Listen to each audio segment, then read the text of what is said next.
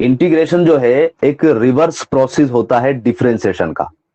अगर आपको डिफरेंशिएशन आता है तो उसका उल्टा अगर कर देंगे, आप उल्टा रिजल्ट बना देंगे, तो वो आपका क्या हो जाएगा, इंटीग्रेशन हो जाएगा।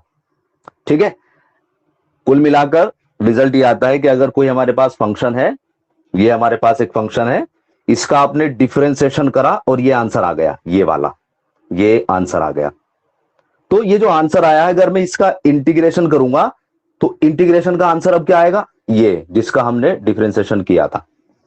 ठीक है, एग्जाम्पल लेके समझते हैं कि इंटीग्रेशन किसे बोलते हैं। Integration is the reverse process of differentiation. For example, एक एग्जाम्पल लिया हमने, मैंने कहा एक्स स्क्वायर है, इसका डिफरेंशिएशन क्या होगा, डिफरेंशिएशन क्या होगा, तो आप कहेंगे सर इसका डिफरेंशिएशन ऐसे करके लिख दो, d upon d x, and it is equal to क्या होगा भाई डिफरेंशिएशन, 2x। अब मुझे किसी की आवाज नहीं सुनाई देगी क्योंकि मैंने लगाया है माइक। अब केवल और केवल आपको मेरी आवाज सुननी पड़ेगी और आराम से समझना पड़ेगा। मैं कंप्लीट करूंगा आपको समझाकर, जो भी समझाना है मुझे, उसके बाद मैं आपसे पूछूंगा कि हाँ समझ में आ गया, तो आप रिप्लाई कर देना।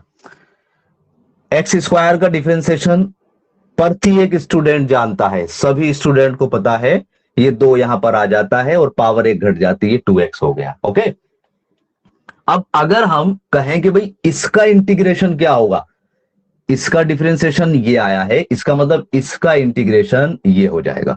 तो अगर मैं कहूं कि इंटीग्रेशन किसका, इंटीग्रेशन 2x का, कैसे डिनोट करेंगे, ऐसे करके लिखेंगे। ये s को मैंने थोड़ा सा ऊपर को खींच दिया, थोड़ा सा नीचे को, तो ये s इस तरीके से बन गया और यहां पर हमने dx लगा दिया, and it is equal to जो हमने यहां पर नंबर लिखा है जिसका डिफरेंशिएशन किया है वो यहां पर लिख देते हैं।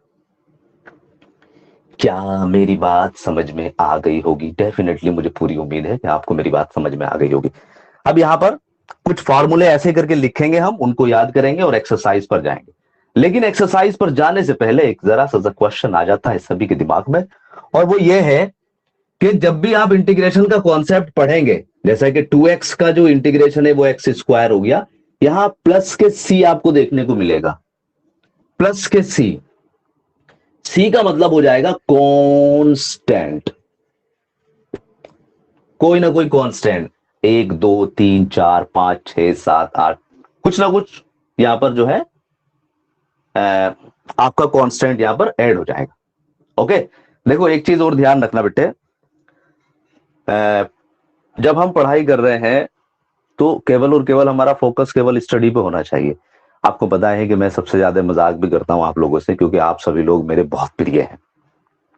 अगर आप पढ़ाई कर रहे हैं तो केवल आपका ध्यान पढ़ाई पे होना चाहिए, मजाक कर रहे हैं तो फिर मजाक पर होना चाहिए। तो अभी आप लोगों से मेरी रिक्वेस्ट यही है, क्योंकि देखो ना तो मुझे किसी की आवाज सुनाई देगी क्योंकि मैंने लगा लिया है माइक, और वीडियो जरा जरा सी यहाँ पे साइड में को हल्की सी बिल्कुल मेरे मोबाइल के कोने पे दिखाई देगी। तो मेरी सभी से रिक्वेस्ट है, ना तो अपना माइक ओपन करें और ना ही अपनी वीडियो ओपन करें, अपना आपको मत दिखाएं, बस आप मुझे देखें, कॉन्सेप्ट को देखें, समझे और फुल एंजॉय करें। तो कुल मिलाकर आपको बात समझ में आई कि किसी का इंटीग्रेशन करते हैं तो ये प्लस का सी कांस्टेंट जुड़ जाता है। ये कांस्टेंट क्यों जुड़ता है, ये एक छोटा सा क्वेश्चन सभी के दिमाग में आ जाता है, और इसके पीछे रीजन क्या है। अब देखो जरा रीजन क्या है। सपोज करो मैं इसी एग्जाम्पल को कुछ कैटेगराइज करता हूं, मैंने लिखा x square plus 5, x square plus 100, x square plus 2/5। ठीक है, इस तरीके से लिख दिया, और फिर मैंने बोला अब 1 बाय 1, मैंने कहा भैया एक तो ये हो गया, एक ये वाला फंक्शन, एक ये वाला फंक्शन, एक ये वाला फंक्शन, तो टोटल मिलाकर मेरे पास ये 4 हो गए, x square plus 5, x square plus 100, x square plus 2/5। ठीक है, मैंने कहा डिफरेंशिएशन करो भाई फटाफट, तो आप कहेंगे dy dx that is equal to 2x, भाई एक्स स्क्वायर का 2x और 5 का कांस्टेंट का 0, प्लस के 0 लिखेंगे, दिखते ही नहीं 0। इसी तरीके से जब इसका करोगे आप डिफरेंशिएशन, तो आप क्या लिखेंगे, आप लिखेंगे 2x, 100 का कितना हो जाएगा 0। जब इसका आप डिफरेंशिएशन करेंगे तो इसका क्या लिखेंगे आप, इसका भी लिख लेंगे 2x, और 2/5 कांस्टेंट है उसको आप प्लस के 0।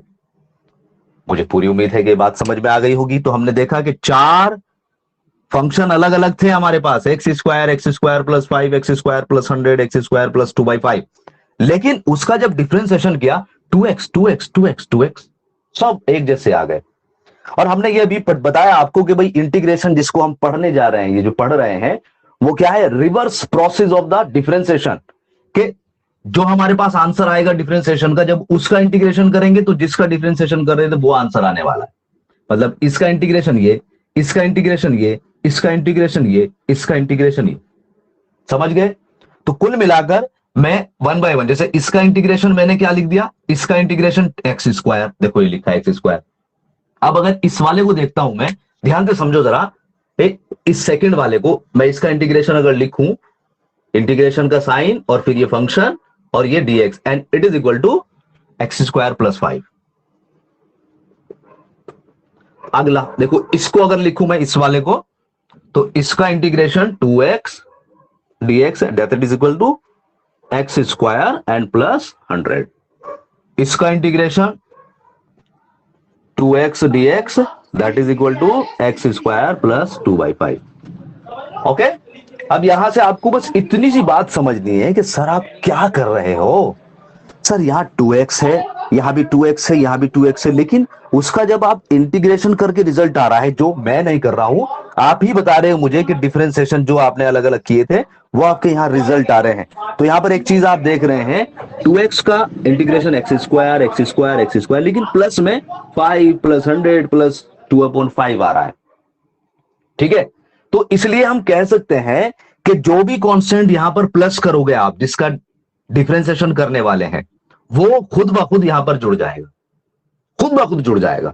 लेकिन यहां पर अगर हम देखेंगे कि एक्स स्क्वायर प्लस कुछ नहीं है, तो इसका मतलब क्या, यहां पर कुछ हो भी सकता है। तो जब हम इस फंक्शन का इंटीग्रेशन करेंगे तो लास्ट में क्या करेंगे, हम प्लस का सी जरूर लगा लेंगे। समझ पा रहे हो क्यों लगाएंगे प्लस का सी? क्योंकि हमें यह नहीं पता ये जो 2x आया है, ये जो 2x आया है ये किसका डिफरेंशिएशन होकर आया है। हो सकता है ये 2x जो है वो इसका डिफरेंशिएशन हो, इसका डिफरेंशिएशन हो, इसका हो या इसका हो, तो उसके साथ में क्या लगाएंगे, हम सी जरूर लगाएंगे। इसको ध्यान से देखो और मैं अब आपसे पूछता हूं क्या ये बात समझ में आ गई है या नहीं। अब मुझे बता सकते हैं एक करना तो अपने मन की, मेरा कुछ नहीं करना चाहता, लेकिन टाइम तुम्हारे पास लिमिटेड रहता है, 3 महीने हैं एग्जाम के। कंडीशन सही होगी ठीक, और अगर तैयारी है 3 महीने में, सारे फेस्टिवल में सब चीज तो डिस्टर्बेंस के साथ में। हाँ भाई बताओ जरा, ये समझ में आ गई बात?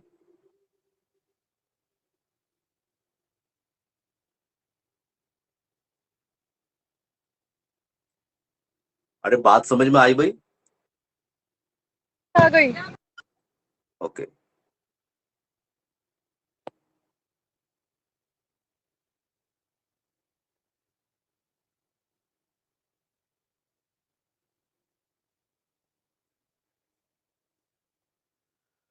तो देखो इसी तरीके से अब क्या करना है, हमें कुछ फॉर्मूले लिखने हैं। ठीक है, फॉर्मूले लिखने हैं और उसी के अकॉर्डिंग हमें एक्सरसाइज करनी है जो हमारी 7.1 होगी।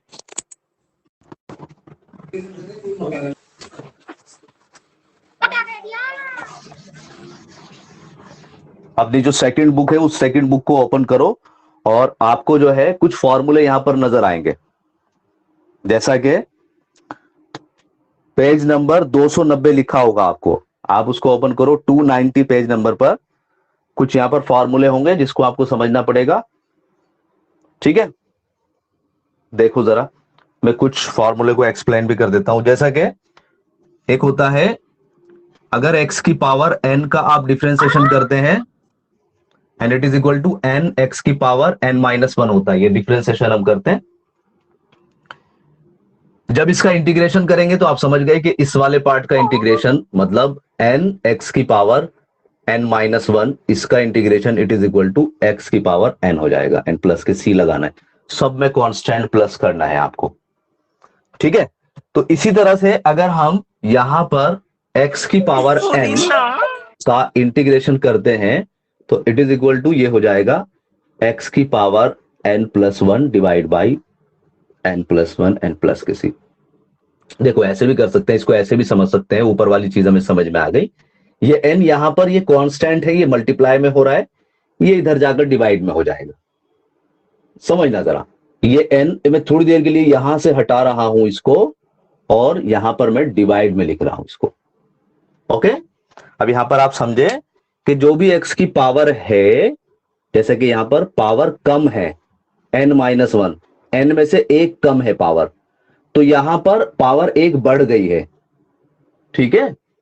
और जो पावर यहां पर बढ़ी है, जो बड़ी हो गई है, वही आपने बढ़ी हुई पावर नीचे लिख दी है। समझ गए? जैसा यहां पर देखो, जो भी यहां पर पावर होगी, ये पावर एक कम होगी, इसका मतलब ये वाली एक ज्यादा है, तो x की पावर n+1 लिखा और डिवाइड बाई n+1 लिख दिया। ठीक है, तो ये चीज आप याद रखेंगे, ये वाला जब इंटीग्रेशन करेंगे x की पावर n का, तो जो भी यहां पर पावर होगी उसको आप प्लस करके लिख देंगे और उसी से डिवाइड करेंगे और प्लस के c लगा देंगे यहां पर। इसी तरह से आप देखेंगे e की पावर x का डिफरेंशिएशन क्या होता है, e की पावर x का डिफरेंशिएशन e की पावर x होता है। तो यहां पर इंटीग्रेशन, जब इंटीग्रेशन करेंगे आप e की पावर x का, तो आप समझ गए होंगे e की पावर x ही आ जाएगा, एंड प्लस के c लगा देंगे आप। जब हम 1/x का, ये थोड़ा सा स्पेशल केस है, जब हम log x का डिफरेंशिएशन करते हैं, तो ये हो जाता है हमारा 1/x। इसका मतलब जब 1/x का आप इंटीग्रेशन करेंगे तो ये log x आ जाएगा। ठीक है, इसके बाद हमारे पास एक और चीज आ जाती है, वो आ जाएंगे ट्रिग्नोमेट्रिक फंक्शन। ठीक है, ट्रिग्नोमेट्रिक फंक्शन में क्या क्या आ जाएंगे, जैसा कि sine x, cos x, tan x, और उसके बाद आ जाएगा आपका कोट एक्स और सेक एक्स और कोसेक एक्स। अब आप 1 बाय 1 क्या करें, आप कॉपी पर लिखना शुरू करें, इनका डिफरेंशिएशन क्या क्या होने वाला है। देखो पहले का डिफरेंशिएशन साइन एक्स का आप जानते हैं, जब इसका डी बाई डी एक्स करेंगे, it is equal to cos x. Okay, differentiation, जब आप कोस का डिफरेंशिएशन करेंगे तो ये कितना आ जाएगा आपका, माइनस के साइन एक्स। टेन का करेंगे आप डिफरेंशिएशन, तो वो आ जाएगा आपका सेक स्क्वायर एक्स। और जब कोट का करेंगे आप डिफरेंशिएशन, तो वो आ जाएगा माइनस के कोसेक स्क्वायर एक्स। फॉर्मूले याद होने चाहिए, बिना फॉर्मूले के काम नहीं बनेगा, ये ध्यान रख लेना आप। इसी तरीके से जब सेक का डिफरेंशिएशन करोगे आप, and it is equal to, ये हो जाएगा सेक एक्स और टेन एक्स। और जब कोसेक का करेंगे तो कोसेक का कितना हो जाएगा, कोसेक का हो जाएगा आपका माइनस के कोसेक एक्स और कोट एक्स। ठीक है, ये आपका डिफरेंशिएशन है, जो आपका पुराना कॉन्सेप्ट है, जो आपने किया हुआ है डिफरेंशिएशन में। अब आप क्या करेंगे, रिवर्स कर देंगे बस, जैसा कि कोस का इंटीग्रेशन साइन एक्स, साइन का इंटीग्रेशन माइनस के कोस, ये माइनस जो है ना इधर शिफ्ट कर देना आप। सेक स्क्वायर जो है वो कितना आ जाएगा, टेन एक्स। कोसेक स्क्वायर कितना आ जाएगा, ये माइनस इधर शिफ्ट कर देना भाई, माइनस के cot x. Sec x tan x कहीं पर भी अगर नजर आएगा और बोलेंगे इंटीग्रेशन करो, तो उसका सेक एक्स लिख देना, और कोसेक और कोट मिलेगा तो माइनस के कोसेक लिख देना। बताओ, रिप्लाई करो, ये बात समझ में आ गई या नहीं? Yes sir. ओके, तो इसको जो है ना स्क्रीनशॉट ले लो बस, है ना, थोड़ा जल्दी काम कर लेते हैं और फिर एक्सरसाइज के कुछ क्वेश्चन करके देख लेते हैं।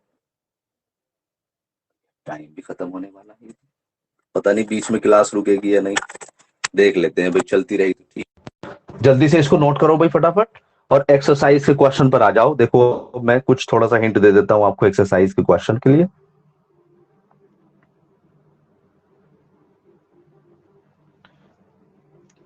इसका बस स्क्रीनशॉट ले लो, है या है वो लिखा हुआ है, जब आप जो है ना, वो मैंने बताया ना पेज नंबर, वहां से देखोगे सारी चीजें ऐसे लिखी हुई होंगी।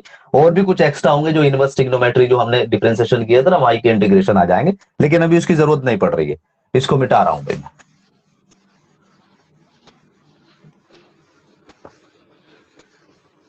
देखो अब यहां पर क्या है, मैंने अभी आपको बताया था कि पहले आपको डिफरेंशिएशन करना है, फिर उसका इंटीग्रेशन निकालना है। तो शुरू वाले जो 5 क्वेश्चन है वो कुछ इसी तरीके से हैं, जिसको हम कल डील कर लेंगे। क्योंकि अभी टाइम भी हमारा भागा जा रहा है। हम आ जाते हैं क्वेश्चन नंबर 6, 7, 8, 9, इसके आगे वाले जो है। जैसे क्वेश्चन नंबर 6 है आपका, क्वेश्चन नंबर 6 है आपका 4e⁻³ प्लस के 1 और dx, और इसका इंटीग्रेशन करना है।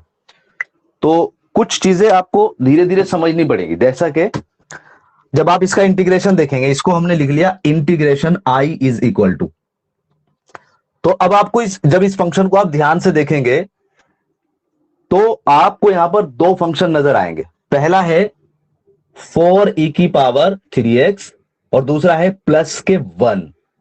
तो 1 और 4e⁻³ ये दो अलग अलग है, दिस एंड दिस। तो पहला तो दिमाग में ये आ जाना चाहिए कि अगर जब भी इंटीग्रेशन करेंगे, या डिफरेंशिएशन में भी ऐसा ही होता है कि जब दो फंक्शन प्लस होते हैं तो उनका अलग अलग इंटीग्रेशन करते हैं, उनका अलग अलग डिफरेंशिएशन करते हैं। तो यहां पर भी वही रूल लगा देंगे। इसी तरह से जब दो फंक्शन माइनस होते हैं तो अलग अलग उनका माइनस कर लेते हैं, इंटीग्रेशन पहले वाले का और माइनस इंटीग्रेशन दूसरे वाले का। ठीक है, तो यहां पर भी इसी तरीके से हम इसको अप्लाई कर लेते हैं। तो यहां पर दो फंक्शन है अलग अलग, तो इसको हम ऐसे लिख लेते हैं इंटीग्रेशन 4e⁻³ dx लगाया, ये भी साथ में जाएगा और ये भी, ये बाहर दोनों के दोनों यहां पर मल्टीप्लाई, और इसी तरीके से plus integration 1 into dx।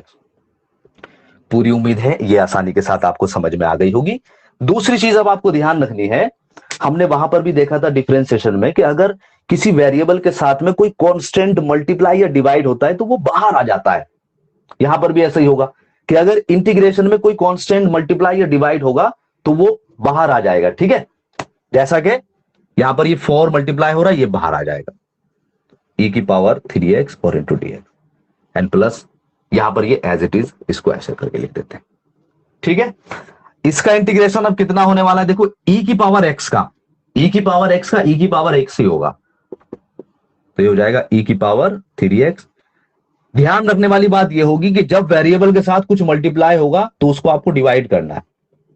Variable के साथ जब भी मल्टीप्लाई होगा कोई, उसे आपको डिवाइड कर लेना है। वेरिएबल केवल आपका लीनियर होना चाहिए। x² अगर होता तो फिर कुछ और करते हम, x है, x के साथ में 3 मल्टीप्लाई में, उसे डिवाइड में केवल x होना चाहिए, x के साथ में 5 मल्टीप्लाई में होता, 5 डिवाइड में कर देते। तो इसका काम हो गया खत्म, ये इसका इंटीग्रेशन आ गया।